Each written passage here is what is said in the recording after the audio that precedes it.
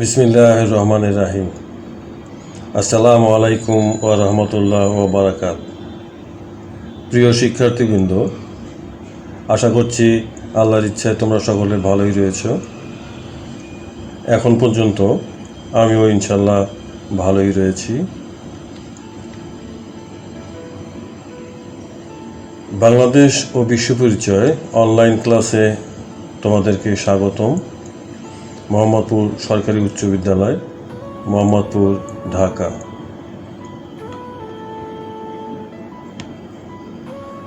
আমি মোহাম্মদ আমানুল ওয়াহাব খান, সহকারী শিক্ষক, মোহাম্মদপুর সরকারি উচ্চ বিদ্যালয়, মোহাম্মদপুর, ঢাকা।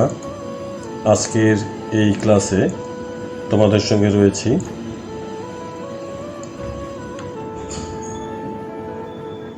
প্রিয় শিক্ষার্থীবৃন্দ, আমরা কিছু ছবি দেখি। ছবিগুলো তোমরা দেখতে পাচ্ছ। এখানে আমরা পহেলা বৈশাখের ছবি দেখতে পাচ্ছি। বাংলাদেশের একটি ঐতিহ্যবাহী খেলা ষাঁড় যুদ্ধ বা গরুর লড়াই আমরা দেখতে পাচ্ছি। এখানে ছবি একটা। বসন্ত উৎসব উপলক্ষে আয়োজিত নৃত্য অনুষ্ঠান।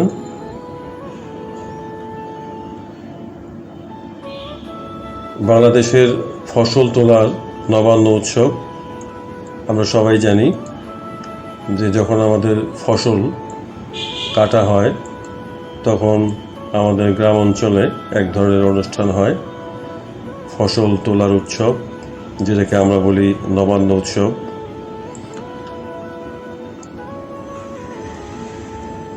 আমাদের দেশের খাবারের প্রথা, নানা ধরনের পিঠা।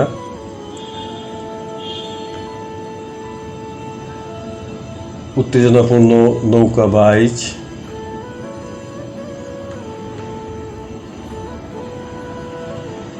তোমাদেরকে আমরা এতক্ষণ কিছু ছবি দেখালাম।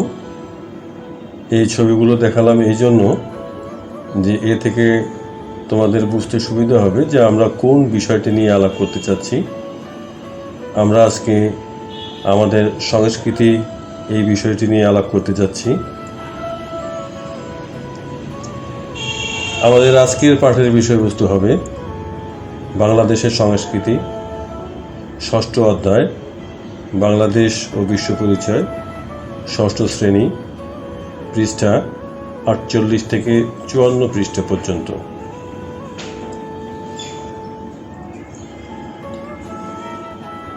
পাঠ শেষ করে আমরা যে বিষয়গুলো জানার এবং শেখার চেষ্টা করব সেই বিষয়গুলো হলো: সংস্কৃতির ধারণা ব্যাখ্যা করতে পারবে, বাংলাদেশের সংস্কৃতির উপাদান ব্যাখ্যা করতে পারবে, বাংলাদেশের সংস্কৃতির স্বরূপ ও বৈশিষ্ট্য ব্যাখ্যা করতে পারবে, বাংলাদেশের সংস্কৃতির ধরন ব্যাখ্যা করতে পারবে, ব্যক্তি ও গোষ্ঠী জীবনে বাংলাদেশের সংস্কৃতির প্রভাব বিশ্লেষণ করতে পারবে এবং নিজস্ব সংস্কৃতিকে ধারণ ও লালন করতে সচেষ্ট হবে।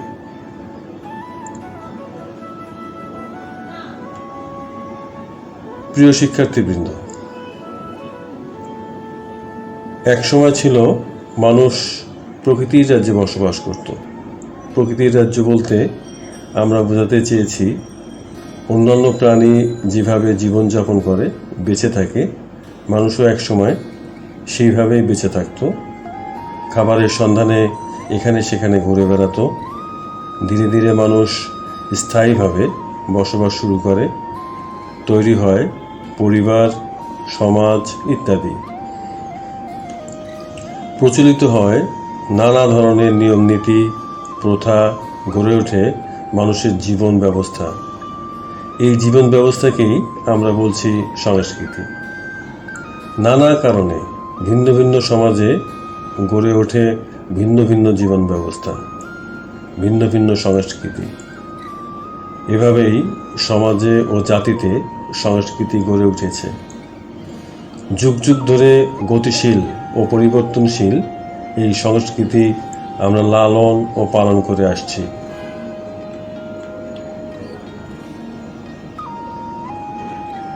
আমরা কয়েকটি ছবি দেখতে পাচ্ছি। একটি বিয়ের অনুষ্ঠান গরুর গাড়িতে করে অনুষ্ঠিত হচ্ছে। একটি মেলার ছবি দেখতে পাচ্ছি। অতি প্রাচীন একটি খেলা কুস্তি, তার একটি ছবি দেখতে পাচ্ছি। এবং বাংলাদেশের সমাজের একটি অতি গুরুত্বপূর্ণ বিষয় বিবাহ অনুষ্ঠান, তার ছবি আমরা দেখতে পাচ্ছি। আমরা এখন আলোচনা করতে চাচ্ছি সাংস্কৃতিক ধারণা।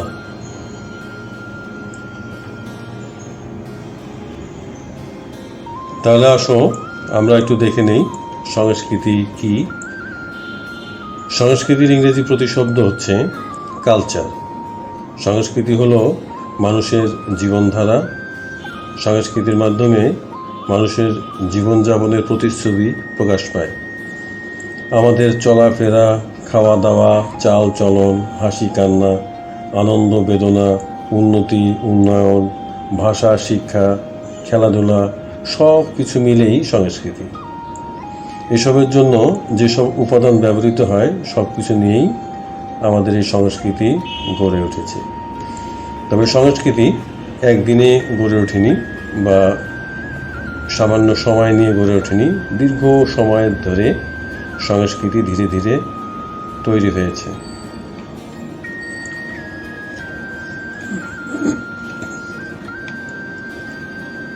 মানুষ যখন লিখতে শিখল তখন তারা পাথরে খোদাই করে বা গাছের ছাল বা পাতায় লিখত।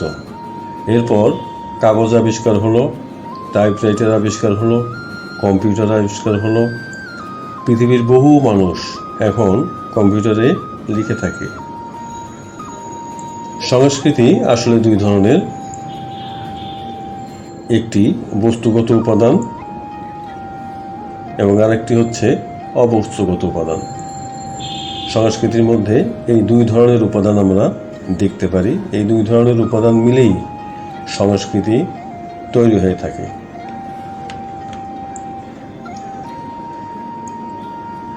বস্তুগত উপাদান, সংস্কৃতির যে উপাদানগুলো চোখে দেখা যায় অর্থাৎ দৃশ্যমান, সেগুলোই বস্তুগত উপাদান। যেমন ঘর বাড়ি, পোশাক, পুস্তক, খাদ্য, কম্পিউটার ইত্যাদি। আরও অনেক কিছু রয়েছে। মানে যা কিছু আমরা দেখতে পাচ্ছি এই সবগুলো মিলেই হচ্ছে আমাদের সংস্কৃতির অংশ বা সংস্কৃতির উপাদান। অবস্তুগত উপাদান, সংস্কৃতির যেসব উপাদান দেখতে পাওয়া যায় না, অনুভব করা যায়, অভ্যন্তরে কাজ করে, সেগুলো সংস্কৃতির অবস্তুগত উপাদান, যাকে আমরা অদৃশ্য উপাদানও বলে থাকি। যেমন বাড়ি তৈরির পরিকল্পনা বা জ্ঞান, কম্পিউটারের সফটওয়্যার বা প্রোগ্রাম ইত্যাদি, যেগুলোকে আমরা দেখতে পারি না কিন্তু সেগুলো কাজ করে থাকে এবং সেগুলো আমাদের সংস্কৃতিতে প্রভাব ফেলে বা সংস্কৃতি উন্নয়নে সাহায্য করে।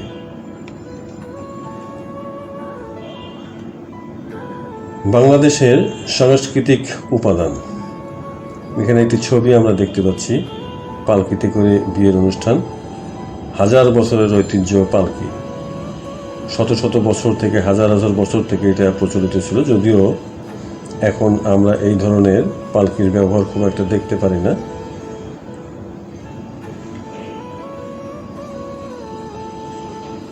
বাংলাদেশের সাংস্কৃতিক উপাদান, অন্যান্য সমাজ বা দেশের মতো বাংলাদেশেও সংস্কৃতির দুটি উপাদান রয়েছে। একটিকে আমরা বলছি বস্তুগত বা দৃশ্যমান উপাদান এবং অন্যটিকে বলছি অবস্তুগত বা অদৃশ্যমান উপাদান। আমাদের সংস্কৃতির বস্তুগত উপাদানসমূহ যেগুলো আমরা দেখতে পাই, ঘরবাড়ি, আসবাবপত্র, পোশাক, যানবাহন, চাষাবাদের উপকরণ, বইপত্র, কুটির শিল্পের সামগ্রী, নৌকা, গরুর গাড়ি, পালকি, মাছ ধরার নানা উপকরণ ইত্যাদি। মানে আমাদের জীবনের সঙ্গে জড়িত যেসব উপাদান আমরা দেখতে পারি সেগুলোই হচ্ছে দৃশ্যমান উপাদান। অবস্তুগত বা অদৃশ্যমান উপাদান, যেমন আমরা বলতে পারি সামগ্রিক জ্ঞান, মনোভাব এবং দৃষ্টিভঙ্গি, ধর্মীয় বিশ্বাস, ও নীতিবোধ, ভাষা, বর্ণমালা, শিল্পকলা, সাহিত্য, সঙ্গীত, আদর্শ ও মূল্যবোধ, জ্ঞান বিজ্ঞানের বিভিন্ন শাখা প্রশাখা ইত্যাদি ইত্যাদি। বাংলাদেশের সাংস্কৃতিক স্বরূপ ও বৈশিষ্ট্য।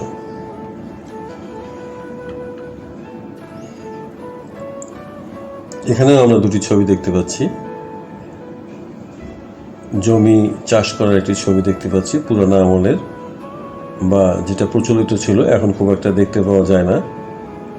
লাঙল দিয়ে, গরু দিয়ে চাষবাস করা। এবং আরেকটি দেখতে পাচ্ছি কৃষক ধান কাটছে, তার জমি থেকে ধান কেটে নিয়ে যাচ্ছে। বাংলাদেশের সংস্কৃতি মূলত কৃষির উপর ভিত্তি করেই গড়ে উঠেছে।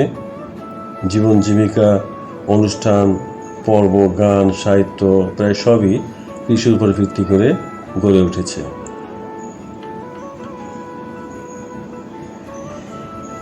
বাংলাদেশের সাংস্কৃতিক স্বরূপ এবং বৈশিষ্ট্য।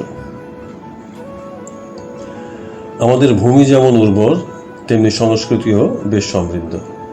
এখানে আগত নানা জাতের মানুষ এবং তাদের সংস্কৃতি সৃষ্টি করেছে সাংস্কৃতিক বৈচিত্র্য।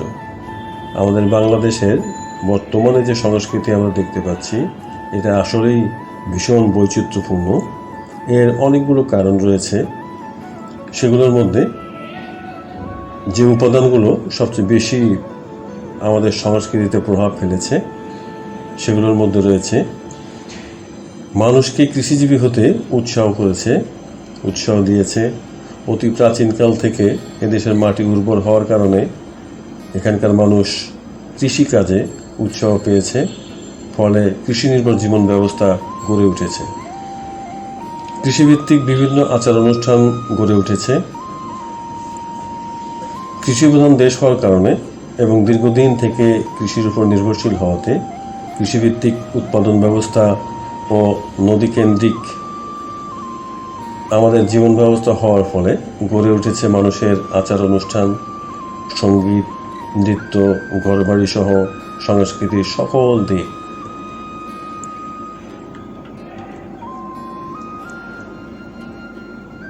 মাটি ও মাটির ব্যবহার।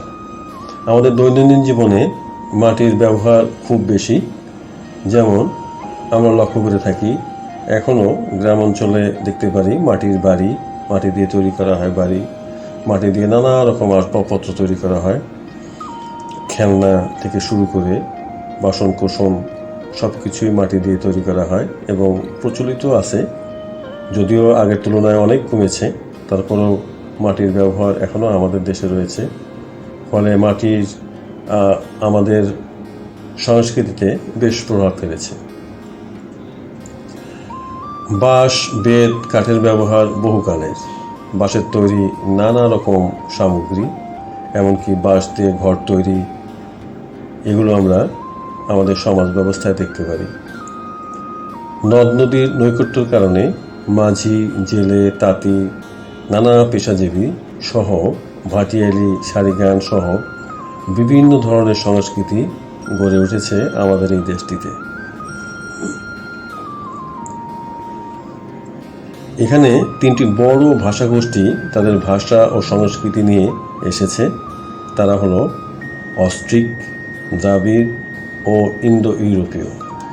অবশ্য এই বিষয়গুলো সম্পর্কে আমরা যদি বলতে যাই তাহলে অনেক বড় আলোচনা হয়ে যাবে। তো আমরা সংক্ষেপে শুধু এটুকু বলতে পারি যে অতি প্রাচীনকাল থেকে ভারতে বিভিন্ন জাতি এখানে এসেছে এবং তারা বসবাস করেছে, এবং যার ফলে আমাদের এই সংস্কৃতি বড়ই বৈচিত্র্যপূর্ণ হয়ে গেছে।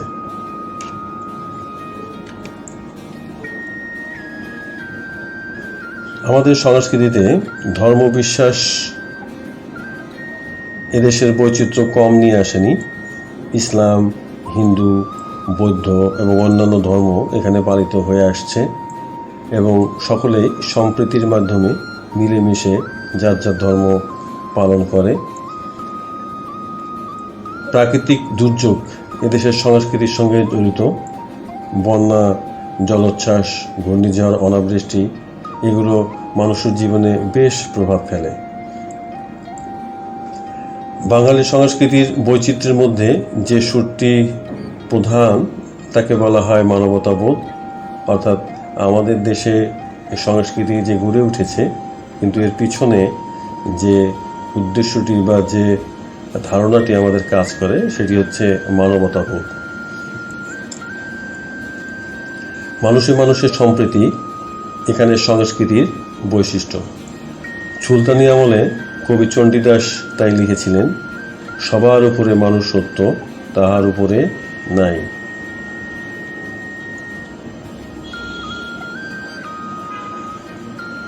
শিক্ষার্থী বন্ধুরা, এ পর্যায়ে আমরা বাংলাদেশের সংস্কৃতির ধরন সে সম্পর্কে আমরা একটু জেনে নেওয়ার চেষ্টা করি।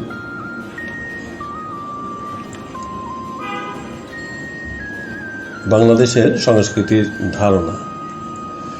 সংস্কৃতি নির্মাণে বা তৈরি করাতে ভৌগোলিক পরিবেশ, আবহাওয়া, উৎপাদন পদ্ধতি ইত্যাদি বিশেষ ভূমিকা রেখে থাকে।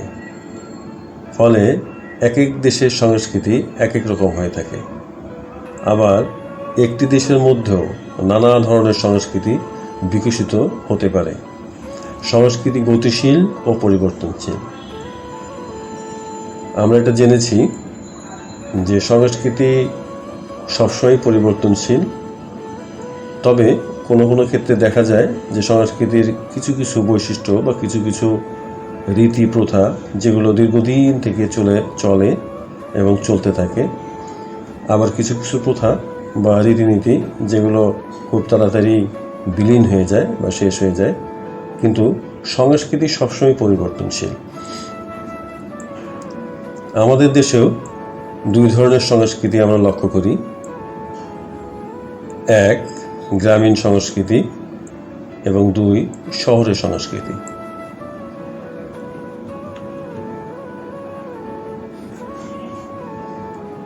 গ্রামীণ সংস্কৃতি বৈচিত্র্যপূর্ণ সাংস্কৃতিক উপাদানে ভরপুর আমাদের গ্রামীণ সংস্কৃতি। গ্রামের ভৌগোলিক পরিবেশে রয়েছে পুকুর, নদীনালা, খাল, বিল, পাহাড় পর্বত, সমুদ্র, মাঠ ইত্যাদি।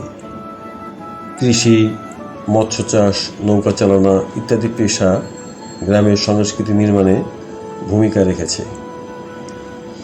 ভাত, মাছ অধিকাংশ মানুষের প্রধান খাদ্য। নানা ধরনের মেলা, জারি, সারি, বাউল, ভাটিয়ালি, ভাওয়াইয়া, মুর্শিদি, বারোমাসিয়া, গম্ভীরা, পালাগান, যাত্রা, কবিগান, কীর্তন, মুর্শিদি প্রভৃতি সাংস্কৃতিক কর্মকাণ্ড গ্রামীণ মানুষের জীবনের সাথে ওতপ্রোতভাবে জড়িত। মূলত আমাদের গ্রামীণ সংস্কৃতি অত্যন্ত সমৃদ্ধ।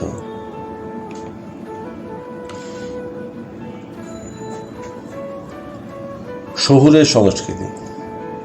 শহরের ভৌগোলিক পরিবেশ, পেশা, যান্ত্রিক জীবনযাপন ইত্যাদি গড়ে তুলেছে শহরের সংস্কৃতি। আমাদের চিরায়ত সংস্কৃতির পাশাপাশি এখানে প্রবেশ করেছে আধুনিক দালান কোঠা, কলের গাড়ি, শিল্প ইত্যাদি। শহরের সংস্কৃতিতে বিশ্বায়নের প্রভাব বেশি লক্ষ্য করা যায়। এদেশের সংস্কৃতিতে উৎসব পার্বণ পালনে বিভিন্ন শ্রেণীর মধ্যে পার্থক্য লক্ষ্য করা যায়। পোশাক পরিধানেও পার্থক্য লক্ষ্য করা যায়। বিশেষ করে ছেলেদের পোশাক, মেয়েদের পোশাক ভিন্নতা রয়েছে। শহরাঞ্চলের পোশাক, গ্রাম অঞ্চলের পোশাক মধ্যেও ভিন্নতা লক্ষ্য করা যায়। আমাদের ভাষাতেও নানা ভাষার সংমিশ্রণ লক্ষ্য করা যায়। আমরা জেনেছি যে আমাদের ভাষা মূলত সংস্কৃত ভাষা, তারপরে অপভ্রংশ থেকে বাংলা ভাষার উৎপত্তি, এবং বাংলা ভাষার উৎপত্তির পরে বিদেশি নানা ধরনের ভাষা এই ভাষার সঙ্গে সংমিশ্রিত হয়েছে। আরবি, ফার্সি, গ্রিক, ইংরেজি ইত্যাদি ভাষা থেকে শব্দ আমাদের ভাষায় চলে আসছে এবং ভাষার সংমিশ্রণ হয়েছে। অতি প্রাচীনকাল থেকেই বাংলাদেশের সংস্কৃতি মানবতাবাদী, অর্থাৎ সবাই এখানে মিলেমিশে একে অপরের সঙ্গে সম্প্রীতির মাধ্যমে বসবাস করে। আমাদের সংস্কৃতি এইভাবেই গড়ে উঠেছে। বিভিন্ন মেলা, উৎসব, পার্বণ আমাদের সংস্কৃতির সাথে জড়িয়ে আছে, যেমন ঈদ, শারদীয় অনুষ্ঠান, চৈত্র সংক্রান্তি মেলা, বৈশাখী মেলা ইত্যাদি ইত্যাদি। ক্ষুদ্র নৃগোষ্ঠীর বিভিন্ন উৎসবও আমাদের সংস্কৃতিকে যথেষ্ট সমৃদ্ধ করেছে, যেমন গারোদের ওয়ানগালা, সাঁওতালদের সোহরাই, মণিপুরী নৃত্য, ঝুমুর নৃত্য, ত্রিপুরাদের বোতল নৃত্য ইত্যাদি উল্লেখযোগ্য। তাই এটা বলাই যায় যে সংস্কৃতি সদা পরিবর্তনশীল। বর্তমানে বিশ্বায়নের যুগে সাংস্কৃতিক পরিবর্তন আরও গতিশীল হয়েছে।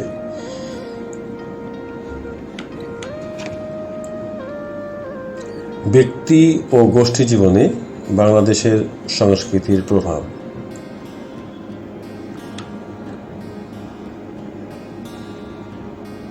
ব্যক্তি ও গোষ্ঠী জীবনে সংস্কৃতি বিশেষ প্রভাব বিস্তার করে থাকে।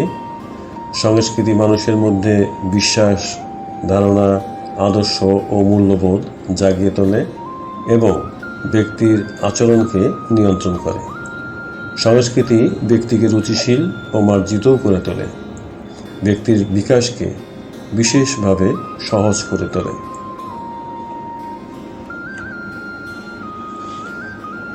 শিক্ষার্থী বন্ধুরা, আজ এ পর্যন্তই। আমরা আজকে বাংলাদেশের সংস্কৃতি নিয়ে জানার চেষ্টা করলাম। আশা করছি তোমাদের এ বিষয়ে ধারণাটি পরিষ্কার হয়েছে। এখানে তোমাদেরকে আমি আরেকটি বিষয় বলতে চাই। আজকের এই ক্লাসটির সঙ্গে একটি এমসিকিউ টেস্ট প্রশ্ন সংযুক্ত করা আছে। প্রশ্নগুলোর সঠিক উত্তর দিয়ে সাবমিট করে দিবে। এখানে তোমরা দেখতে পাবে, হয়তো একটি ফর্ম দেখতে পাবে অথবা নীল রঙের লেখা একটি লিঙ্ক দেখতে পাবে। সেখানে ক্লিক করলেই প্রশ্নগুলো তুমি দেখতে পারবে। এখানে রেডিও বোতামে ক্লিক করে দিয়ে পরে ফর্মটি সাবমিট করে দিলে সঙ্গে সঙ্গে তোমার এমসিকিউ টেস্ট হয়ে যাবে। ইচ্ছা করলে তুমি এমসিকিউ টেস্টের ফলাফল সঙ্গে সঙ্গেও দেখতে পারবে। ওখানে স্কোর, ভিউ স্কোর, এখানে ক্লিক করলে তুমি এটি সহজেই দেখতে পারবে। তাহলে বন্ধুরা, আজকে এ পর্যন্তই। আগামী ক্লাসে ইনশাল্লাহ তোমাদের সঙ্গে আবার দেখা হবে। অন্য একটি বিষয় নিয়ে হয়তো আমরা আলোচনা করব। সে পর্যন্ত তোমরা সবাই ভালো থাকবে, সুস্থ থাকবে। আল্লাহ হাফেজ।